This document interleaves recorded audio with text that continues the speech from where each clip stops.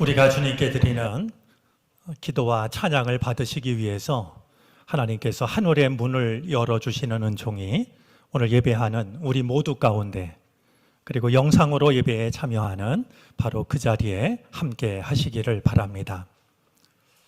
어느새 절기가 대한을 지나서 다음에 우리가 맞을 절기는 입춘이 됩니다.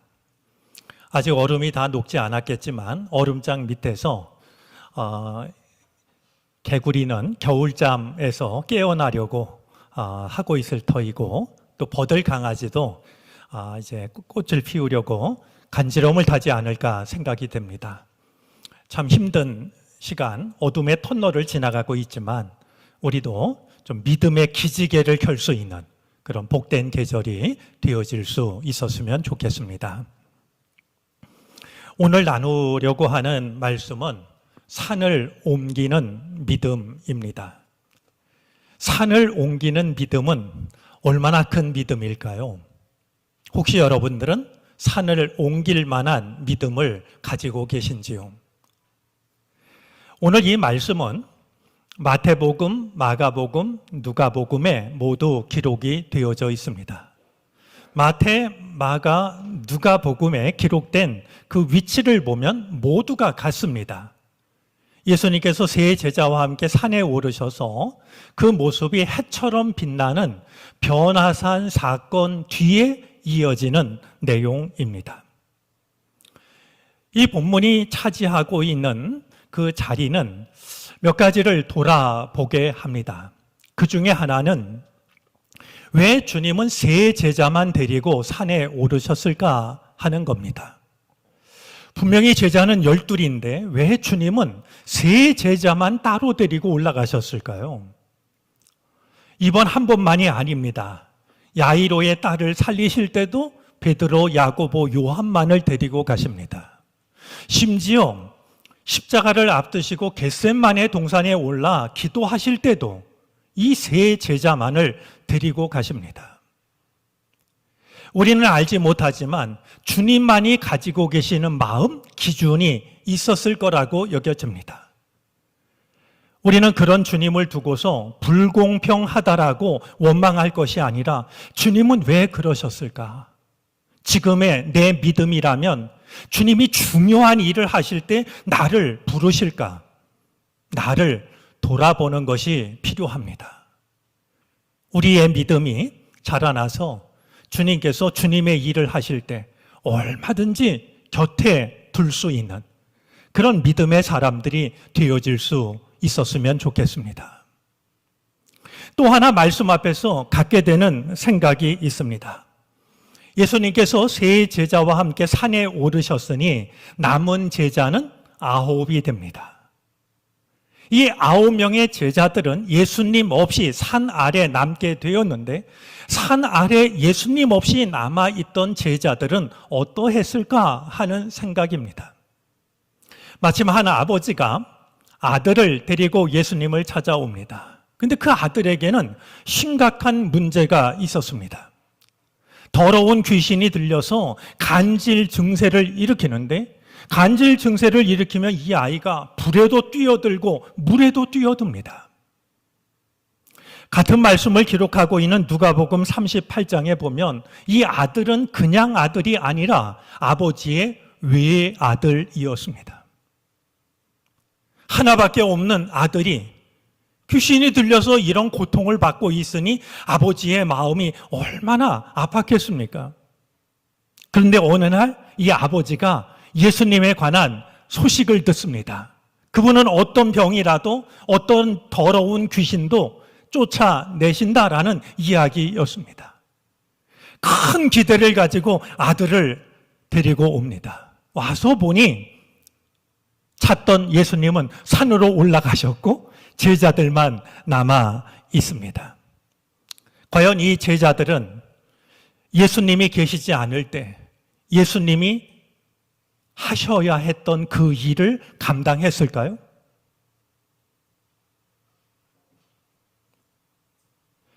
그랬으면 참 좋겠는데 오늘 말씀을 보면 그렇지 못합니다.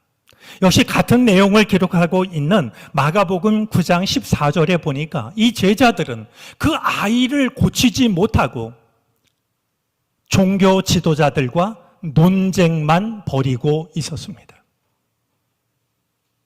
아마 그 병과 죄의 관계를 이야기했을 거고요. 이게 귀신의 장난인지 그냥 생겨난 병인지 뭐 이런 여러 가지를 논쟁했을 겁니다. 우리가 기억해야 될 게 있습니다.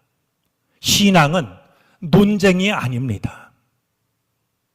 그것이 아무리 중요한 주제라 할지라도 신앙은 논쟁거리일 수 없습니다. 말다툼에 머무는 게 올바른 신앙 아닙니다. 오히려 신앙은 잘못된 것을 바로 잡아주는 겁니다. 더러운 귀신에 들렸던 아이를 온전하게 해주는 것이 믿음의 능력입니다. 어떤 수도원에서 논쟁을 일삼는 수도사들을 보고서 수도원장이 꾸중을 하고 난 뒤 이런 말을 합니다. 논쟁에서 이기는 것은 전투에서는 이기고 전쟁에서는 지는 것이다. 논쟁에서 이기면 내가 그 사람을 이기는 것이겠지만 신앙에서는 지는 겁니다. 우리들의 신앙이 한갓 논쟁에 머무는, 말다툼에 머무는 그런 신앙이 아니기를 바랍니다. 누군가의 삶을 온전케 하는 살아있는 능력을 소유할 수 있는 우리 모두가 되어질 수 있기를 바랍니다. 예수님이 안 계실 때 예수님이 하셔야 할 일을 하지 못했던 이 제자들의 모습은 오늘 우리들의 모습을 돌아보게 합니다. 이 시대의 진정한 순교자로 알려진 보네포 목사님이 계십니다. 보네포 목사님이 쓰신 책 중에 옥중서신이라는 책이 있는데요. 그는 이 책에서 매우 중요한 말을 우리에게 전해줍니다. 제가 천천히 할 테니까 한번 생각해 보시겠습니까? 우리는 하나님 앞에서 하나님과 함께 하나님 없이 산다. 아마 앞에 나오는 두 단어는 얼마든지 이해하실 겁니다. 하나님 앞에서 하나님과 함께 얼마든지 아멘 하실 수 있을 겁니다. 근데 마지막 말은 낯설게 다가오지 않습니까? 하나님 없이 산다고 말하고 있으니 말이죠. 여러분, 어린 아기들이 더없이 사랑스러운 것은 터무니없을 만큼 부모를 신뢰하기 때문 아닐까요? 아무것도 모르는 아기를 절벽 꼭대기에서 말이죠. 이렇게 절벽 쪽으로 들고서 이 아이를 흔들어도 아기는 무서워하는 대신 엄마 아빠를 바라보며 밝게 웃습니다. 전적으로 아버지나 어머니를 신뢰하는 그 모습이 더없이 사랑스러운 거겠죠. 근데 이 아이가 말이죠. 그렇게 했더니 엄마가 나를 사랑하는 것을 알고서 말이죠. 나이가 서너 살이 되고 17살이 되고 10살이 넘었는데도 맨날 똑같은 행동을 한다면 더 이상 엄마의 마음속엔 사랑스럽지 않을 겁니다. 속이 터지겠죠. 우리들의 신앙도 마찬가지 아닐까요? 우리가 신앙생활을 한 지가 수많은 시간이 지나가는데도 여전히 어린아이처럼 어리광만 부리고 있다면 그런 우리를 바라보는 하나님의 마음은 안타깝기 그지 없을 겁니다. 바로 그런 마음이 하나님 없이라는 말 속에 담겨져 있다라고 짐작을 합니다.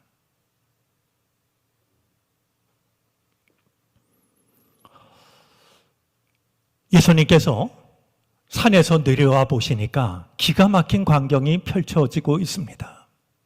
한 아버지가 귀신 들린 아들을 데리고 왔는데 제자들은 아이는 고치지 못한 채 종교 지도자들과 논쟁만 벌이고 있으니, 말다툼만 벌이고 있으니 예수님 마음이 어떠하셨을까요? 예수님께서는 제자들의 믿음 없음과 그 시대의 제자 신앙 없음을 탄식하시면서 말씀하십니다. 그 아이를 나에게로 데리고 와라. 논쟁의 자리에서 주님 앞으로 데리고 오라고 하십니다. 중요한 문제입니다. 우리의 믿음의 자리는 논쟁의 자리가 아니라 주님 앞이어야 됩니다. 아이가 왔을 때 주님은 더러운 귀신을 내쫓아서 그를 깨끗하게 하십니다. 아버지가 얼마나 기뻤을까요? 우리가 해야 할 일은 누군가에게 그 기쁨을 선물하는 일입니다. 논쟁에 머무는 게 아니라 누군가에게 말로 표현할 수 없는 기쁨을 전할 수 있는 곳이 이 땅의 교회가 되어야 됩니다. 자, 그 모습을 본 제자들은 얼마나 부끄러웠을까요? 자기들은 해야 할 일을 하지 못하고 말다툼만 하고 있었는데 예수님이 오셔서 그를 아이를 깨끗하게 해주면서 아버지에게 돌려주니 제자들의 마음은 심히 부끄러웠을 겁니다. 그래도 체면 때문이었겠죠? 사람들이 다 물러간 뒤에 제자들이 예수님께 나와 조용히 묻습니다. 제자들이 물었던 건 왜 우리는 못했습니까? 하는 질문입니다. 여러분, 이 질문은 우리 모두의 질문이 되어야 합니다. 주님은 하셨는데 왜 우리는 못하는 겁니까? 이 땅의 교회가 부끄럽지만 아프게 물어야 될 질문이기도 합니다. 왜 주님이 하셨던 일을 우리는 못하고 있는 겁니까?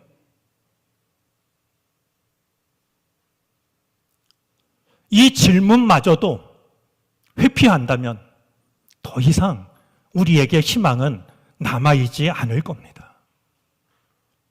고맙게도 주님이 대답을 하십니다.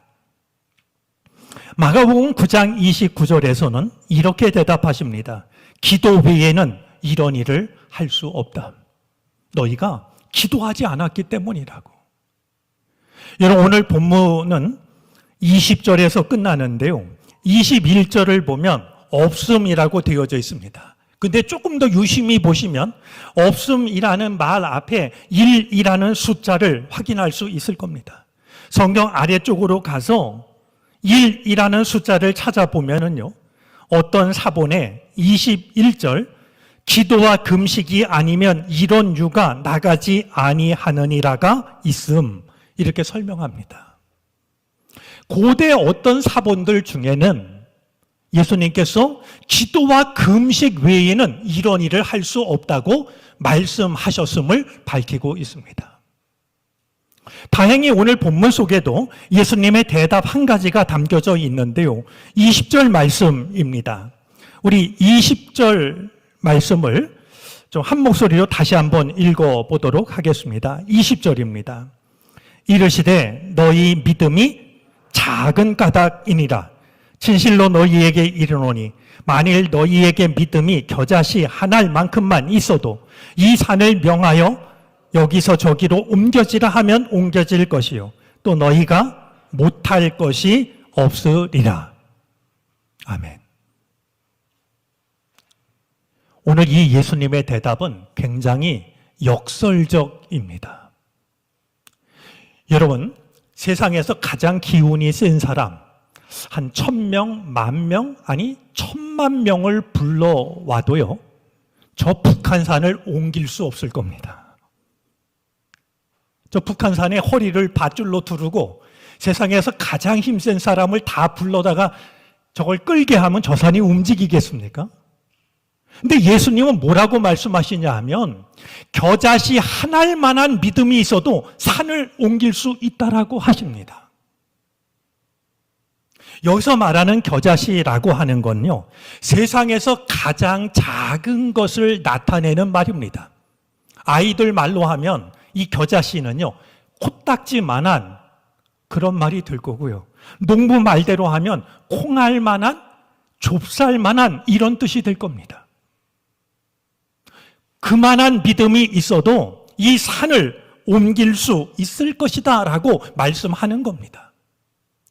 산을 옮기기 위해서는 저 산보다 훨씬 큰 태산과 같은 믿음이 필요하다고 하시는 게 아니고요.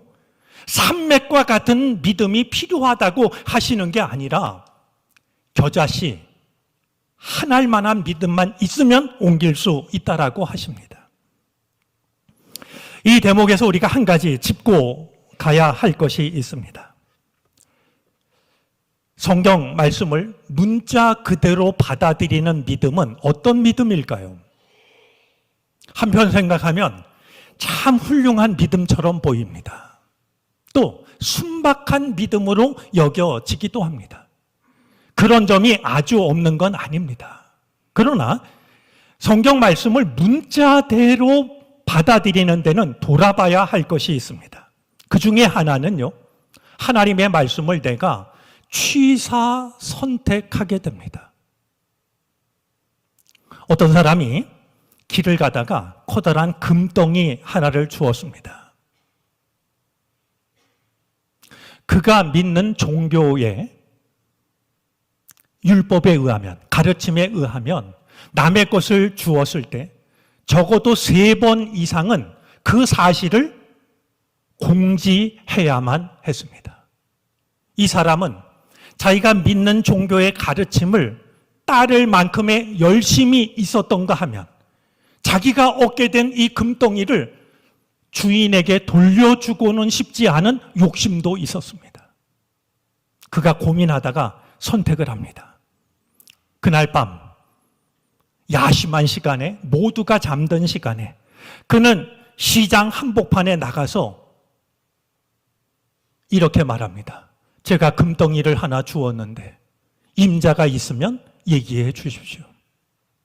아주 작은 목소리로. 다음 날 또다시 나갑니다. 또 그 말을 합니다. 그 다음 날도 마찬가지죠. 여러분, 이 사람은 자기가 믿는 종교의 가르침을 지킨 것일까요?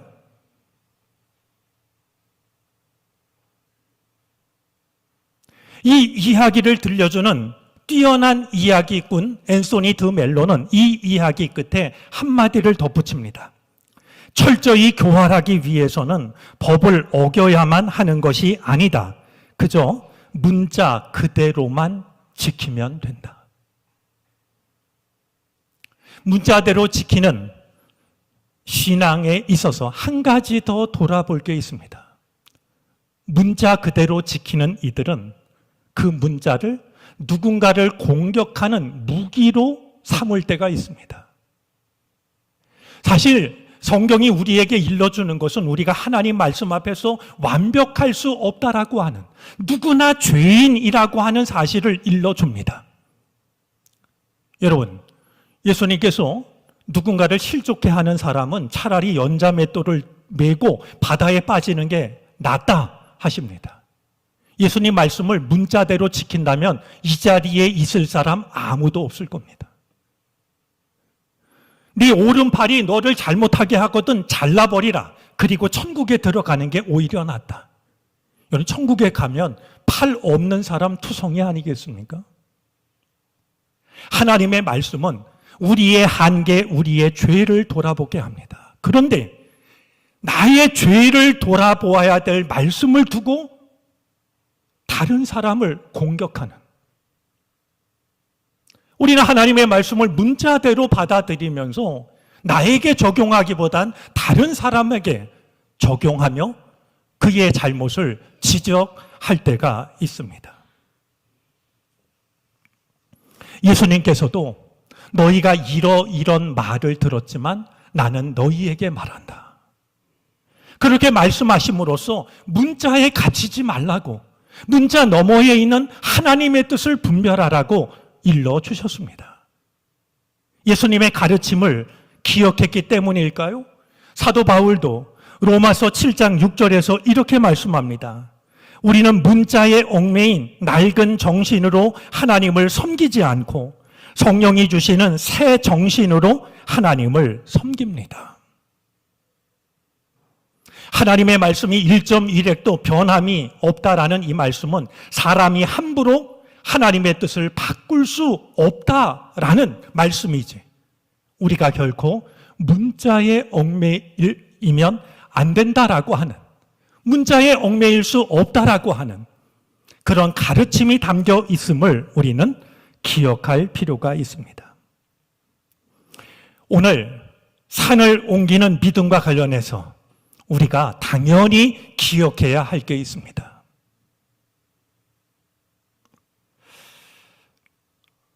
엊그제 우리 교우 가정에 장례식이 있어서 안산에 다녀왔습니다. 요즘 돌아가시는 분들이 참 많으신데요. 우리 어르신들 부디 건강하고 평안하셨으면 좋겠습니다.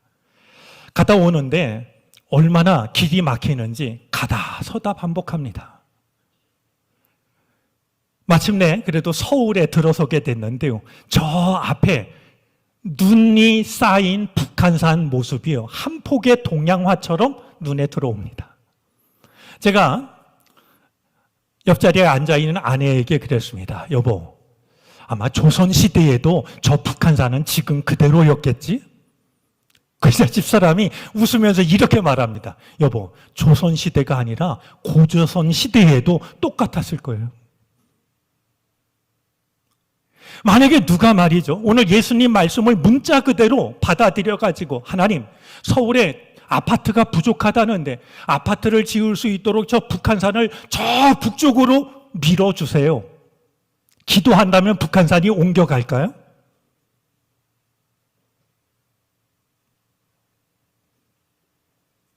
그렇지는 않을 겁니다. 산을 옮긴다라고 할 때 이 말의 뜻은요, 장애물을 극복하다, 고난을 이기다라는 뜻입니다. 요즘 새벽 기도를 마치면 목양실에 올라가서 제일 먼저 하는 일이 있습니다. 교우들의 기도 카드를 놓고 무릎 꿇고 기도를 드립니다. 교우들의 기도 카드를 한 장 한 장 넘기다 보면 산 앞에 서 있는 것 같습니다. 교우들이 겪고 있는 삶의 문제들, 때로는 건강의 문제가 있습니다. 때로는 가정의 문제가 있습니다. 때로는 물질의 문제가 있고, 때로는 사람들과의 관계의 문제가 있습니다. 그 기도 제목을 하나하나 마주하다 보면 제가 정말 벗어나기 힘든 큰 산 앞에 마주하고 있는 느낌이 듭니다. 주님은 이렇게 말씀하고 있는 겁니다.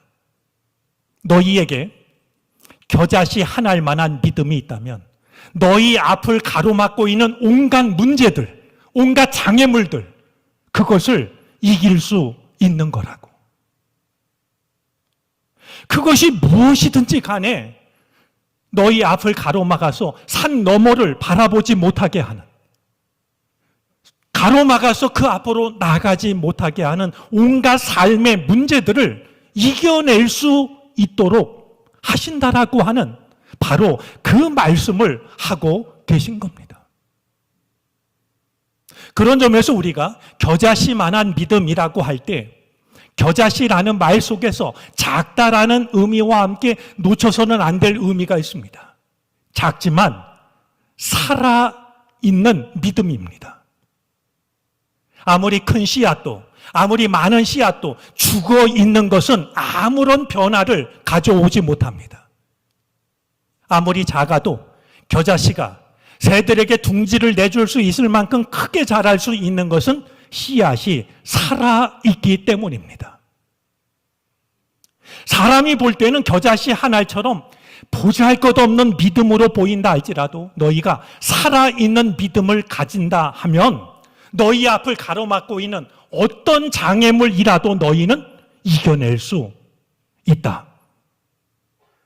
주님은 그 말씀을 우리에게 들려주고 계신 겁니다. 이 믿음을 사모하고 간직하시기를 바랍니다. 여러분 앞을 가로막고 있는 그 산 앞에 주저앉지 마시기를 바랍니다. 혼자 눈물만 흘리며 탄식하지 마시기를 바랍니다. 나에게는 그 산을 옮길 만한 힘이 없습니다. 세상에 누구도 못합니다. 그러나 우리가 기도한다면 그 기도를 통해서 겨자씨 하나일 만한 믿음을 갖게 된다라고 하면 우리는 그 산을 옮길 수가 있게 됩니다.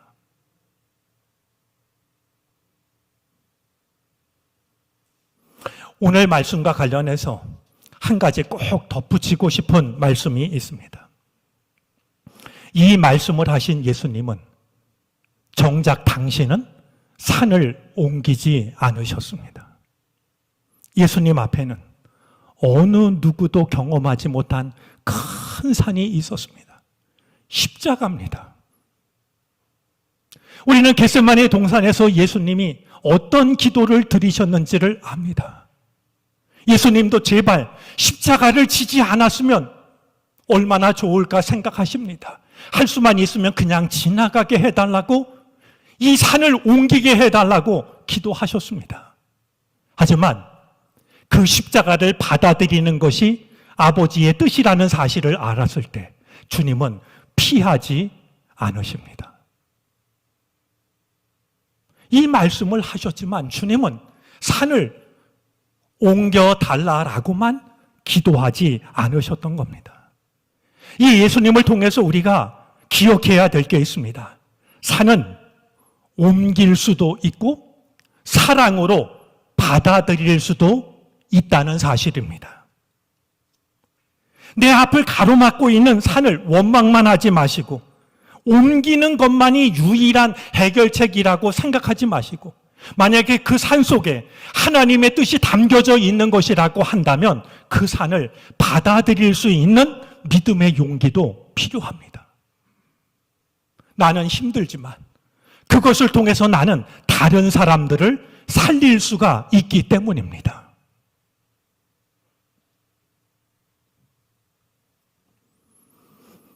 그 산을 받아들일 때 그 산은 은혜를 가로막는 장애물이 아니라 더 큰 은혜를 받을 수 있는 하나님의 손길이 되어질 수 있을 겁니다. 산을 옮길 만한 믿음, 아니면 산을 받아들일 만한 믿음, 그 믿음이 우리의 것이기를 바랍니다. 다만 내 앞길을 가로막고 있는 그 산 앞에서 낙심하고 절망하고 주저앉지만은 않았으면 좋겠습니다. 겨자씨만한 믿음을 가지고 산을 옮기든지, 그 속에 하나님의 뜻이 있다면 믿음과 사랑으로 받아들이든지, 그래서 하나님의 은혜를 새롭게 경험하며 살아가는 우리 모두가 되어질 수 있기를 주님의 이름으로 축원합니다. 기도드리겠습니다. 주님, 우리의 삶 속에는 우리의 힘으로 옮길 수 없는 산이 있습니다.